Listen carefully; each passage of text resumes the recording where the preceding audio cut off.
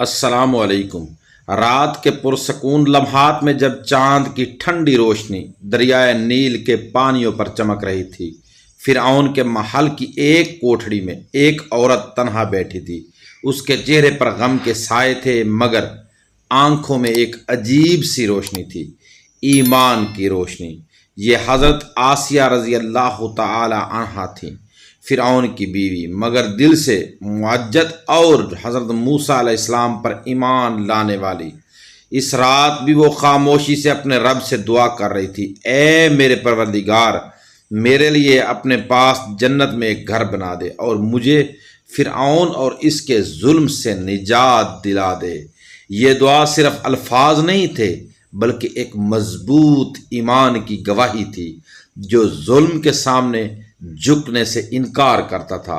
حضرت آسیہ رضی اللہ تعالی عنہا کی زندگی کا سفر شروع ہوا تھا ایک ایسے گھرانے میں جہاں قدرت اور طاقت کی پوجا ہوتی تھی۔ فرعون جو خود کو خدا کہتا تھا، اس کی بیوی ہونے کے باوجود آسیہ کا دل کبھی بھی اس کے جھوٹے دعووں سے مطمئن نہ ہوا۔ جب حضرت موسیٰ علیہ السلام نے فرعون کے سامنے حق کی دعوت پیش کی تو آسیہ رضی اللہ تعالی عنہا کے دل میں ایک چنگاری سی بھڑک اٹھی۔ وہ جانتی تھی کہ یہی سچ ہے، مگر فرعون کے خوفناک ظلم کے سائے میں ایمان لانا موت کو دعوت دینے کے مترادف تھا۔ پھر بھی انہوں نے خاموشی سے حضرت موسیٰ علیہ السلام تعلیمات کو سنا اور دل ہی دل میں اللہ پر ایمان لے آئیں۔ قرآن پاک میں اللہ تعالیٰ نے ان کے ایمان کا ذکر کرتے ہوئے فرمایا، اور اللہ نے مومنوں کے لیے فرعون کی بیوی کی مثال بیان کی جب اس نے کہا، اے میرے رب، میرے لیے اپنے پاس جنت میں گھر بنا اور مجھے فرعون اور اس کے عمل سے نجات دے۔ ایک دن جب فرعون کو پتہ چلا کہ اس کی اپنی بیوی بھی حضرت موسیٰ علیہ السلام کے دین کو مانتی ہے تو اس کا غصہ آسمان کو چھونے لگا۔ وہ حضرت آسیہ رضی اللہ تعالی عنہا کے پاس آیا اور دھمکی آمیز لہجے میں بولا، تم بھی میرے دشمنوں کے ساتھ ہو؟ کیا تمہیں معلوم نہیں کہ میں تمہارا رب ہوں؟ معاذ اللہ۔ آسیہ رضی اللہ تعالی عنہا نے بے خوفی سے جواب دیا، میرا رب صرف اللہ ہے جو آسمانوں اور زمین کا مالک ہے، تم صرف ایک ظالم بادشاہ ہو۔ یہ جواب سن کر فرعون کا چہرہ غصے سے سرخ ہو گیا۔ اس نے حکم دیا کہ حضرت آسیہ رضی اللہ تعالیٰ عنہ کو سخت ترین عذاب دیا جائے۔ تاریخ کی کتابوں میں ہے کہ فرعون نے انہیں دھوپ میں تپتے ہوئے ریگزار پر لٹوا دیا اور ان کے ہاتھ پاؤں میں میخیں گاڑ دی، مگر حضرت آسیہ رضی اللہ تعالی عنہا کے لبوں پر صرف ایک ہی کلمہ تھا، میرا رب اللہ ہے۔ عذاب کی شدت بڑھتی گئی مگر ان کا ایمان اور بھی مضبوط ہوتا گیا۔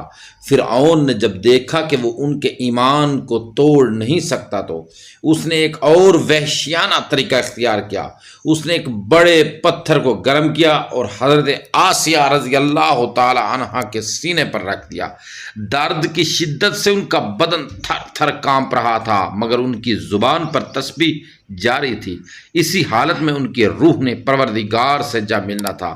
روایت ہے کہ جب ان کی شہادت ہوئی تو آسمان سے ایک آواز آئی، اے آسیہ، تمہارا ٹھکانہ جنت ہے جہاں تم ہمیشہ رہو گی۔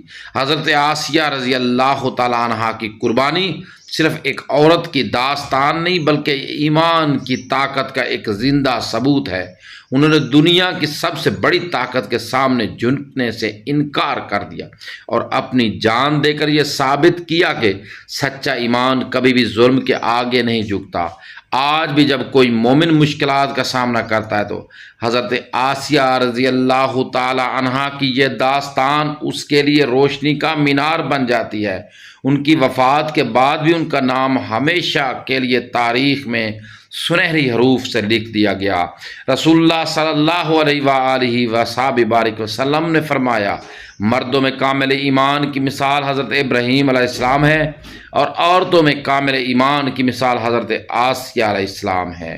حضرت آسیہ رضی اللہ تعالی عنہا کی زندگی ہمیں یہ سبق دیتی ہے کہ ایمان کی راہ میں ہر قسم کی قربانی دے دینا ہی در حقیقت کامیابی ہے۔ وہ فرعون کے محل کی ملکہ تھی، مگر انہوں نے دنیا کی تمام آسائشوں کو ٹھکرا کر آخرت کی بے پایاں نعمتوں کو ترجیح دی۔ ان کی داستان ہر اس شخص کے لیے مشعل راہ ہے جو حق کی خاطر مصائب برداشت کرنے کی ہمت رکھتا ہو۔ اللہ تعالیٰ نے انہیں قرآن میں زندہ جاوید کر دیا تاکہ قیامت تک آنے والے لوگ ان کے ایمان اور استقامت سے سبق حاصل کریں۔